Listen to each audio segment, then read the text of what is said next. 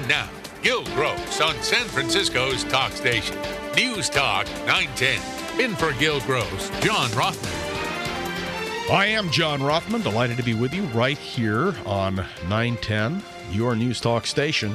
Of course, you know the number, and let me give it to you. It is 1-800-345-5639. I'm in for Gil Gross. It is Memorial Day, and we, of course, want to open by saying that it is Memorial Day, and all of us are remembering those we loved, those who made a difference in our lives. And we will have appropriate music as our bumper music all through this broadcast to remember Memorial Day.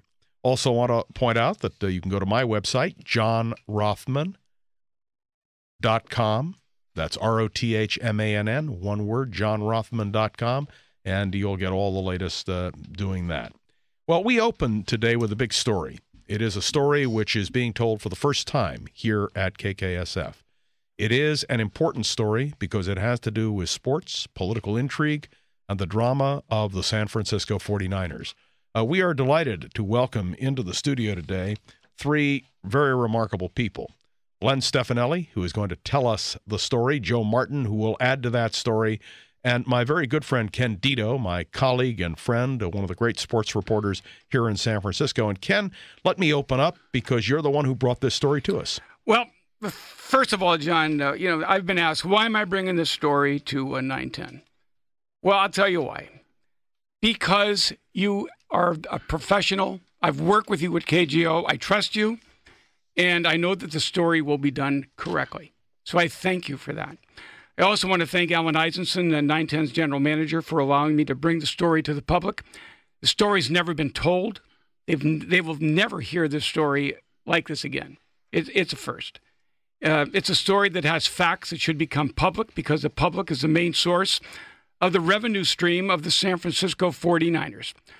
Today we'll find out why the 49ers were kicked out of San Francisco, who kicked them out, who's to blame, and why these gentlemen that are sitting here, Len Stefanelli, Joe Martin, and I want to mention Mike Antonini, member of the San Francisco Planning Commission, who worked long and hard to keep the 49ers here. There's a plan in place.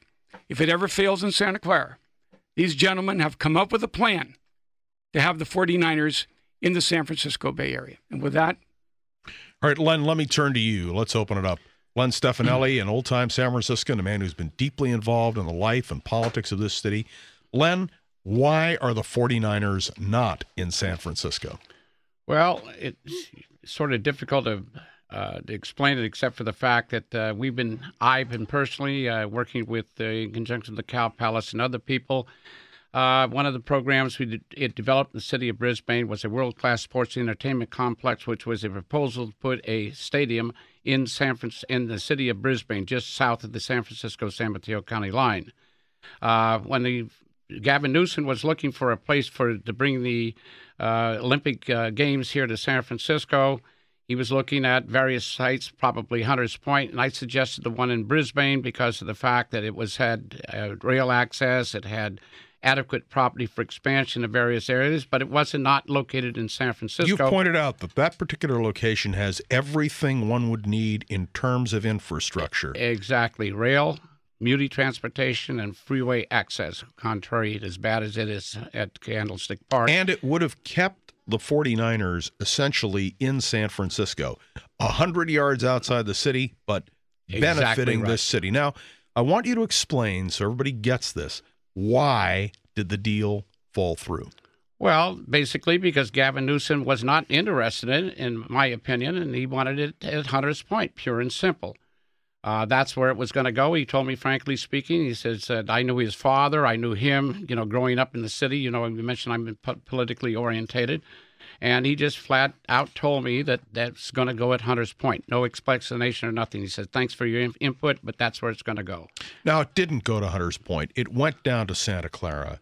And that was a real blow in your mind to San Francisco. I'm thinking because here we have a new stadium for the Warriors just going in. Yes, sir. And if that all comes together, and we've got a great ballpark where they're having a Giants game right now, just ending, and we could have kept the 49ers here. Let me turn, if I can, to Joe Martin. Joe, explain to us your role, what you've done, and your observations. Well, Leonard Stefanelli came to me back in December with this concept, and then I immediately contacted Nick Rossi. Nick used to be the general counsel for the Oakland A's, has been in the sports management business for over 20 years. And in conversation with Nick, I knew he was aware of this property. And to quote unquote Nick, he said that this was the best property, best location for a sports stadium in all of California, especially Northern California, the Bay Area. And he was very conversant on this property, the Universal Paragon property that Jonathan Scharfman has. Jonathan Scharfman had created a master plan. It's an absolutely beautiful master plan, but it incorporated in it position for a stadium. And back, I think maybe 6-7 years ago, I believe Jonathan Scharfman and Dr. York had conversation with the Niners possibly taking that stadium position. If you take the imprint from Candlestick, it translates specifically to the property that Universal Paragon has there at Brisbane. So when I brought Nick on, he added it brought a little more credibility to this concept. And then when the next step was, HKS came on board with Brendan Dunnigan. SKS, define who they are. HKS is a internationally recognized stadium, sports complex, architectural firm. They did the Dallas Cowboys Stadium as well as they did the Indianapolis Stadium. And what was interesting about their concept, it's all privately financed. You'd be looking for no public dollars at all. So that then increased our interest a little bit more to see exactly what Leonard had forward. And then when Mike Antonini stepped forward, I don't know if Mike's representing the city, but definitely he's on the planning commission. All the components started to come together as a possible plan B for the Niners. And what made it very interesting was that the potential of a lawsuit hanging up the Niners down there in Santa Clara brought about by some of the citizens of Santa Clara. Why did it fall through? Our position? Yes. I think our position was it fell through because the late stage of getting involved, we knew from the very beginning, as I characterized it, was a Hail Mary shot, that we were 99 yards away and we had maybe 1 minute to go. So this had to go through very fast. It had to have no delays. There could be no hangups. So that was one, but also at the same time, the very key component was the lawsuit.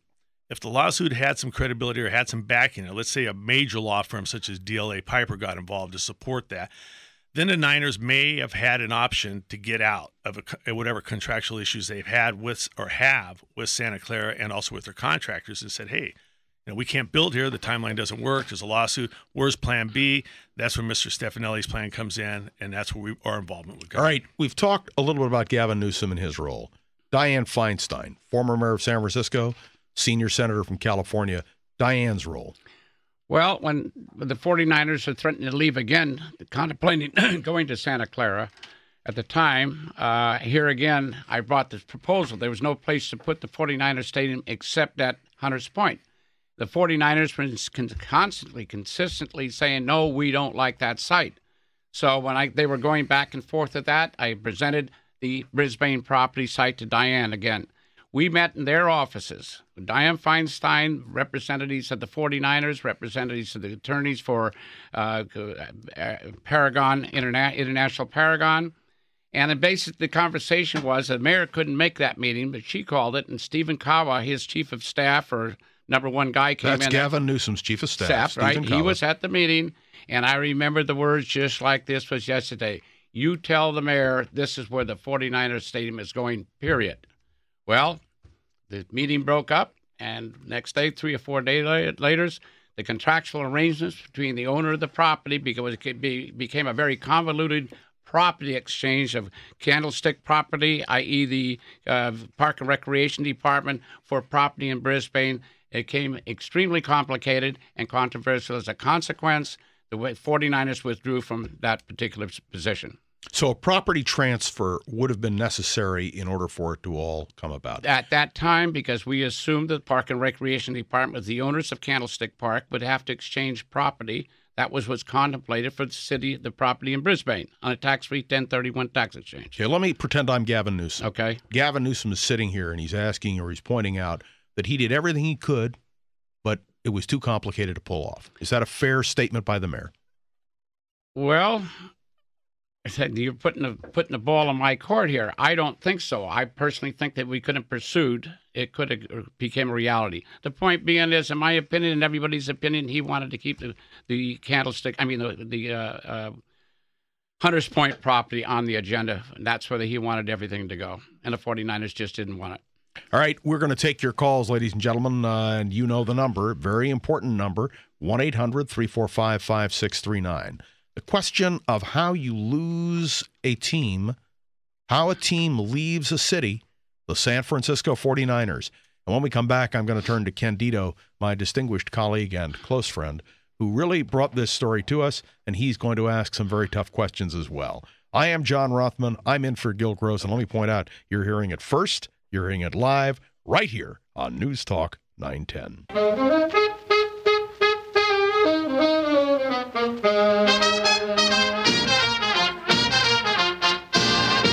It is Memorial Day. I am John Rothman, in for Gil Gross. Gil is taking the day off. He'll be back tomorrow, but we remember those who gave their lives in service to this country. The greatest generation, as Tom Brokaw called them, and we wanted to remember them, and we will all through this broadcast. I am in studio for Gil. We're talking about what is a breaking story, a major news story. Len Stefanelli, Joe Martin joining us to talk about the inside reason why the 49er Stadium is not here. And Ken Dito joins me. Ken, by the way, will be giving us special coverage here on 910 during the Open in about 2 weeks. But Ken, you brought us the story. I know you've got a few questions. Fire away. There was one thing that popped into my mind when Len told me about this.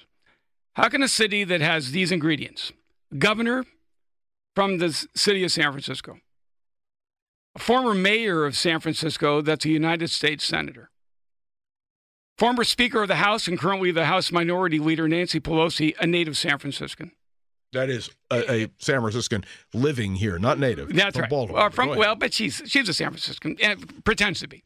And a former mayor of the city, and currently the lieutenant governor of the state, Gavin Newsom, lose the 49ers. This is what hit me. With all this power, there's no way you lose the 49ers. It's impossible. But it happened. I think that both of these gentlemen have alluded to the fact that one man's responsible. I mean, if you're going to put the blame, you got to put the blame where it belongs. It's Gavin Newsom. They're the ones who have come up with the story, and I wanted to ask Glenn and Joe, number one, why is your stadium different than Santa Clara? I mean, what's going to make it better than the one in Santa Clara if Santa Clara fails and you get the opportunity to bring it back to San Francisco or Brisbane? Well, for starters, is that we've talked about the accessibility. The infrastructure's already in place, which Joe referenced out there. Already in place, emphasis added. Plus the fact that the down in Santa Clara, as I mentioned earlier off radio, is that the Candlestick Park totals 76 acres, and plus it's got another acreage surrounding parking areas totaling 120 acres. Think about that.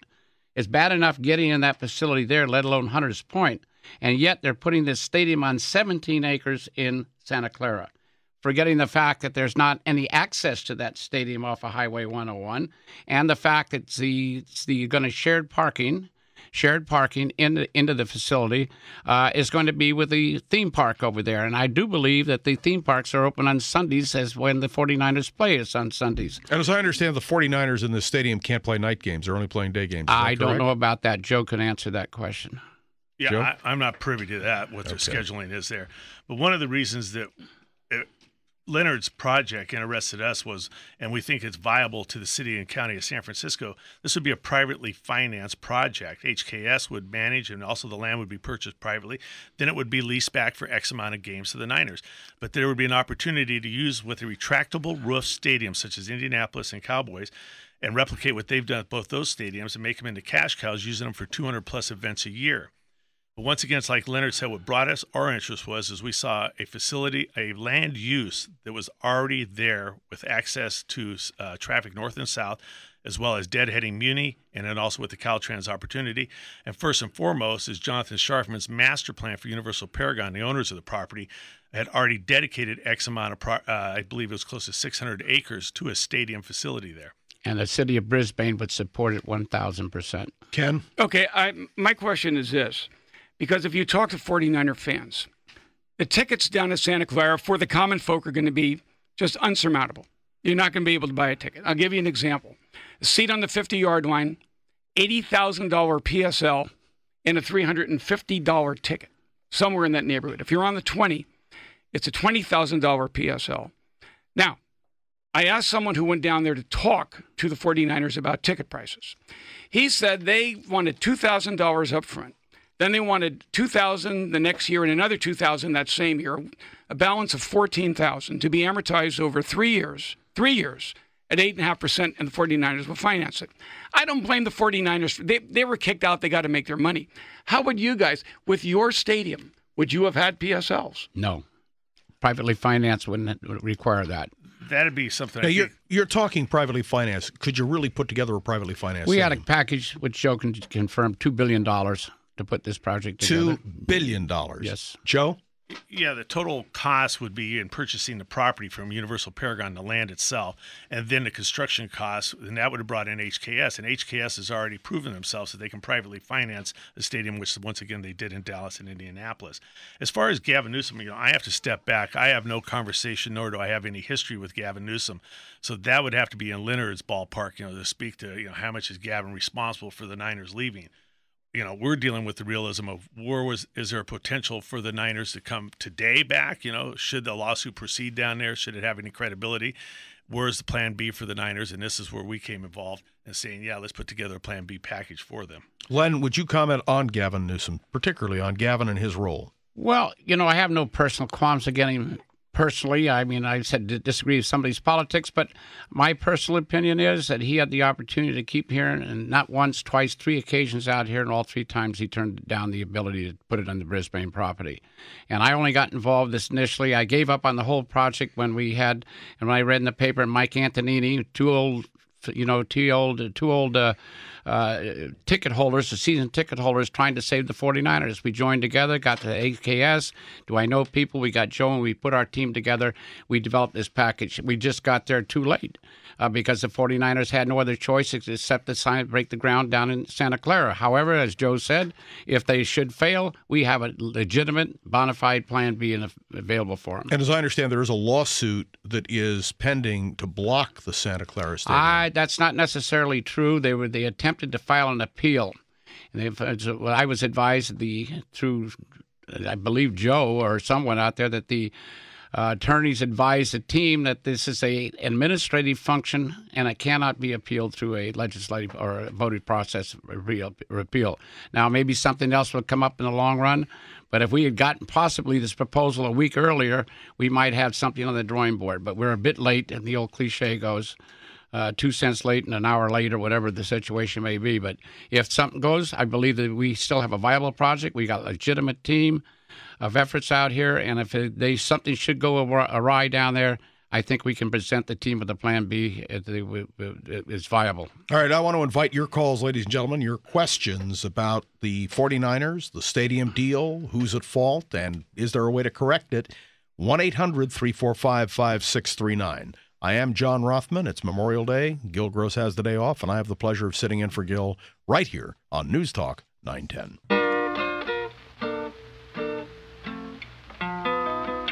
I'm gonna buy a paper doll that I can call my own, a doll that other fellows cannot steal.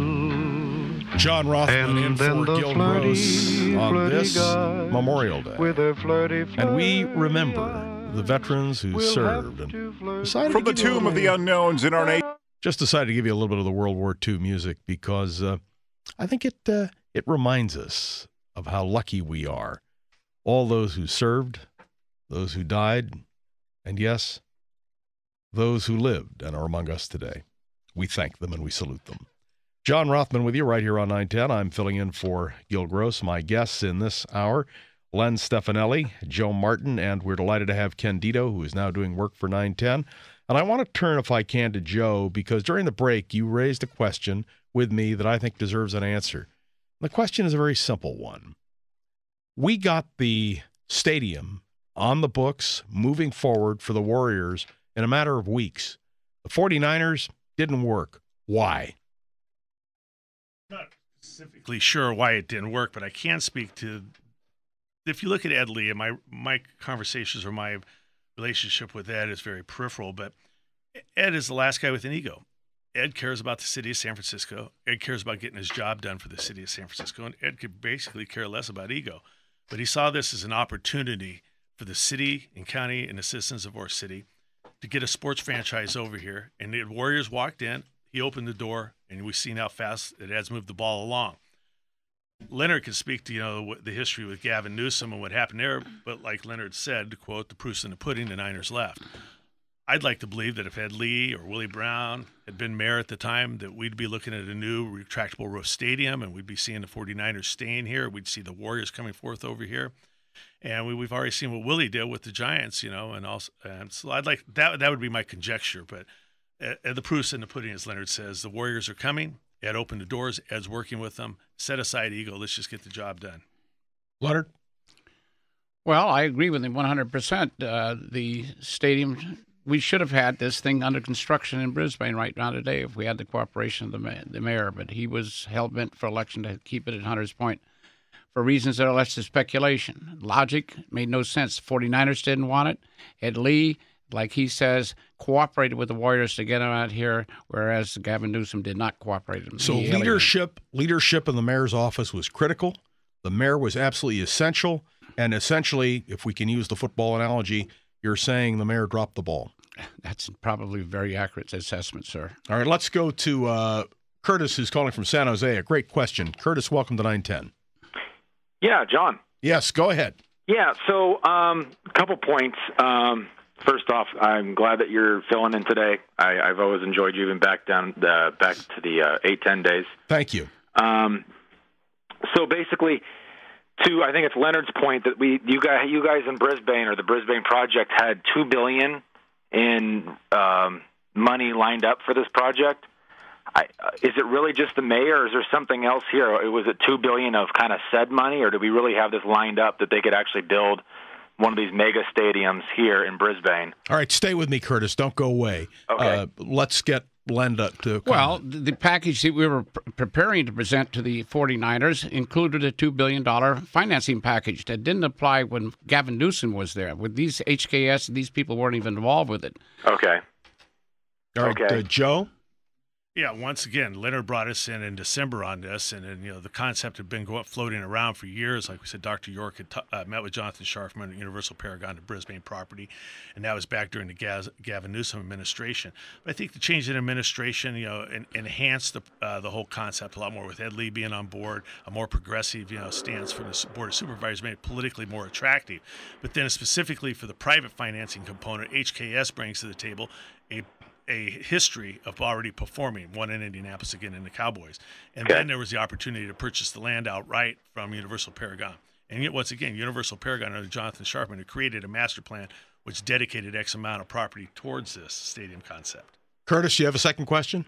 The second point being, I'm actually a Raider fan, and I understand that that's not something that we're talking about today, but what kind of financing do you know of out there, or is there a possibility to keep these guys here and get them a new stadium so they're not going down to L.A. or somewhere else, and kind of just making sure that we have the Raiders in the Bay Area for life? I can answer. I think I can speak a little bit to that. Once again, HKS have been brought on board by the city with some of the redevelopment money to take a look at what they call the City Coliseum project. But Mark Davis is a very astute young man, and he's looked at the opportunities, Long Beach being one of them, specifically in L.A. The gentleman who's most conversant on this, and I think has the strongest ties to the Raiders, would have been the past president of the Alameda Coliseum Board, which is Raymond Chester, the gentleman tight end who should be in the NFL Hall of Fame. Sure. But Raymond's very, very conversant on local politics in Oakland, as well as with the Oakland Raiders. And definitely, Oakland's in the verge of losing all three, the Warriors, the Raiders, and the A's. That's terrible. Yep. Curtis, thanks for your call. Ken, I want you to jump in. Okay. I think, anybody that in broadcasting would have to ask this question. Were the 49ers aware of what you guys were doing? Did you just go out there and raise $2 billion, or, do you ask? Or, how do you do that? Joe can probably answer that as well, but the fact is if we put this team, as we call it, together in a short notice, we had no commitment from the 49ers. We're sort of flying on a one engine out here, but it came together with Joe and his team, and all of a sudden we got a real package in front of us. This took 8 years to create. Now we got something in 3 months before us. The only thing lacking was tying up the land, and then we got the land purchase rights, and then Joe went out and found the money. and it all came together, and we were just a week short getting it before the 49ers. If Gavin Newsom were sitting here, and I come back to this, and he said, you've said in this interview that you were a week short, is that enough slack to say that Gavin Newsom did his best but didn't succeed? Well, Gavin Newsom had three occasions to keep the 49ers on this particular piece of property, and 3 times he turned it down. I can't answer any more than that. In 1 week, Gavin Newsom's not here. We didn't present it to the mayor of San Francisco because we wanted to make it a presentation formally to the 49ers, see if they were even interested in the offer. As a consequence, we were a week late. Talk about Gavin's relationship with the 49er leadership, please. Well, the best of my knowledge, and the 2 or 3 occasions that we met with his office, with Dianne Feinstein, and as he's mentioned, Mr. York, and met with him out there, all of them been negative, A to Z. Everything was solely kept at Hunters Point for whatever reason. I leave that to your speculation of why he was so insistent in putting there. And the 49ers definitely did not want to go there. As a consequence, they looked to greener pastures. And the 49ers made clear to the mayor that they did not want to go to that location. York was crystal clear. Crystal clear, as far as my knowledge working with him. And Joe is amplified on that. Joe, is that correct, that York was crystal clear on that? I'm going with what I'm not going to speak for Dr. York or for the San Francisco 49ers. But again, I think that Dr. York and the DiBartolo family and the 49ers as a whole have always wanted to stay in San Francisco. I think the new management, the new leadership with Jeb York on board definitely wanted to be a part of San Francisco. I mean, you want to use San Francisco as an international name. And we're the number 1 destination point year in, year out for Condé Nast. I mean, it carries all the way to the world to have this title. And even though it's 100 yards away being in Brisbane, it's still the San Francisco 49ers. And, of course, the benefits, even though it's 100 yards away, to the economy and the people of San Francisco would have been phenomenal. And I have to tell you, what really hits me, if I'd been mayor of San Francisco, you'd walked into my office with this, I would have run with a package if for no other reason than the infrastructure. The transportation, the freeway access, Caltrans, the whole 9 yards. It's absolutely spectacular. Absolutely perfect. As he said, Mr. Rossi said, God put that piece of land for a 49ers stadium on it, and they didn't take advantage of it. The number here, 1-800-345-5639. We take this up to the top of the hour. It's a big story, ladies and gentlemen, because when you drop a ball in the middle of a game, you lose the game. And losing the 49ers, well, I think we lost the game. John Rothman, I'm in for Gil Gross on this Memorial Day right here on 910 AM.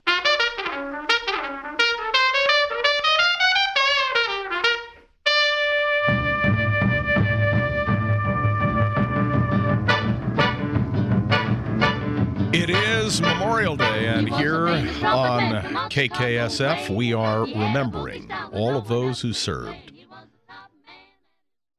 And I'm delighted to be here for Gil Gross. We have in studio Len Stefanelli, Joe Martin, and our own Ken Dito. I want to ask just a quick question. It occurs to me, and we were talking about it off air, that if the stadium were there, you'd have access to all the hotels around the San Francisco airport. That's correct. That would have been phenomenal. So your infrastructure, transportation, housing, restaurants, the whole 9 yards. And you never talked about the airport. That's true. And the airport right there. All right, Ken? My question is going to go back to the stadium because there's, I had this thought because the caller mentioned the Raiders. In your venue, at Brisbane, would you have entertained the thought of housing the Raiders and the 49ers? That's way above my purview. Ask me something about garbage, but the solid waste. But the situation that came out as a possibility in Santa Clara, the Raiders sharing the stadium with the 49ers. But you got the same physical problem: no place to park, no physical access, and I don't think the Raiders would probably want to go there. Maybe Joe can respond to that, but yeah, I don't think Santa Clara is, it's ever been considered an opportunity for a shared use stadium. The one in Brisbane did offer that opportunity, and the league has been very vocal about wanting, the possibility of both teams sharing a facility. But historically, we're going to have to look at the East Bay versus West Bay. I mean, almost 2 distinctive states we're talking about culturally, socially, in all different ways. Crossing that bridge is really something. Yeah, like they say, San Franciscans aren't going to cross the bridge to go over there, and So bottom line is this was looked at as a multi-purpose, multi-use stadium with a retractable roof, and a model it after HCAS's design in Indianapolis and in Dallas. Right, let me go to John in Healdsburg. John, welcome to 910. Good. Thanks for having my call. Hey, happy Memorial Day to everybody there. And I want to thank Leonard and his team for trying to save the 49ers for the 49er fans. I'm a season ticket holder. And not only is Leonard trying to save these guys for the fans, they're trying to save them for the owners of the Bartolos. I mean, this PSL thing, my 4 seats, they're $30,000 a piece to buy. I'm not going to pay that much money, and I'm not going to Santa Clara to watch the games. The same thing happened with Al Davis and the Raiders in Oakland, and they ended up with no season ticket holders and a venue that no Bay Area family would go to.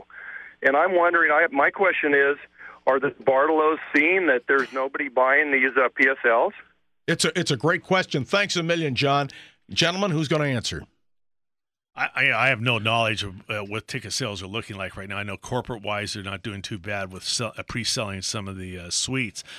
But the issue for Santa Clara is going to be for the average citizen or average fan. It's going to be transportation, as Leonard's brought up repeatedly. The land, you're looking at 17 acres. There's access to 101 and 280 and et cetera. It's not right adjacent to the freeway. So once again, it's going to be a major traffic issue. I think that you're going to experience getting down there far more so than you had at Candlestick, and you would not have had that issue at 101 Brisbane. Okay, Ken. I think that the revenue stream that 49ers are looking at is, number one, the NFL money, right? The PSLs, the hotel tax, the luxury suites, high ticket prices, and whatever each team gets. Well, there's also another, besides the NFL, was kicking in anywhere from $250 to $400 million. You also have the hitch that Lennar's on for the city of San Francisco, which is either a trade out of land and or $100 million. So the Brisbane property, Leonard's project. Welcome to 910. Good afternoon. This is Petros calling from San Francisco. And my question is, how do we salvage this situation? It's very, very shocking news. And I'm a long-term San Franciscan, and I love the 49ers, and I want to know what we can do. Great question, Petro. Thanks for calling. Gentlemen, what do we do? Well, I don't want to wish the 49ers any bad luck in Santa Clara, but something they can't legally get out of that contract unless there's some lawsuit filed against them. They are contractually committed to the city of Santa Clara, for better, for worse, like the old wedding vows go. But we've put this together, and we came on the air with this today. It said there's a viable plan B available to the team if and when these situations should arise, that they have no other place to go rather than stay at Candlestick Park. And Joe, maybe you should want to add something to that as well. Well, let me just swing over to Ken for a second. Well, this was going to be my question, John, and because both of you have been involved in finances and trying to put this whole thing together. From anything that you have heard, does Santa Clara have the financial capability to pay off the debt? I don't know anything the political ramifications for the city other than that they're going to be seriously in debt here, and if this doesn't pencil out like they expect with other use for that venue, it looks like the citizens are going to be on a major hitch here. As Leonard said, though, contractually the Niners are in. It's a done deal. Ground's being broken there. But the Niners did delay. There's other issues came up for them, and we're not going to break ground in December. Then it was January, then February, then March, then April, and there may have been that window of time there. Had there been some substance, or let's say a major law firm such as a DLA Piper had stepped in and handled the lawsuit, then the Niners would have had that window to say, hey, we can't build here because you have this lawsuit outstanding, city and county of Santa Clara, so we've got to vacate, and their attorneys may or may not have been able to say, yeah, we can get out of this contract. Then HKS had already said they would commit to the 49ers construction contracts with DEFCON, et cetera. All right, we've only got a little less than 2 minutes, and I want to get your view on this, Len. You've brought this out, thanks to Ken Dito coming into the studio with the two of you and Joe. You've laid it out. What is it in laying it out that you want to say to the people of San Francisco and the region? Well, with Mr. Antonini or Mike Antonini not being here, this team we put together, we're a group of dedicated 49er fans, native sons. We want to keep the price range within the range capable that the 49ers can get together and enjoy the team like they've done for many years. frankly, I'd love to have the 49ers come back. It would be a terrible thing to say. I hope they fail in Santa Clara, but we're sitting here with a viable package for them. And if something goes wrong down there, we can make it happen to put it in Brisbane. And you're saying the package you have is on the table. It's there. It's not going anywhere. And you can guarantee that if the things fall apart down in Santa Clara, that this is a viable option. We believe that we can make it happen. Joe, you agree? I agree. And also, I think we need to step back a little bit here and get some kudos to Mayor Ed Lee, to Peter Gruber and Joe Lacob, the owners of the Warriors, for being, active, proactive, stepping forward, handling this business appropriately, and Ed stepping forward and putting aside egos and doing the best thing for the city. All right, I want to say a big thank you to Len Stefanelli and Joe Martin for doing this with us, and to Ken Dito, who broke the story, is responsible for their being here in studio.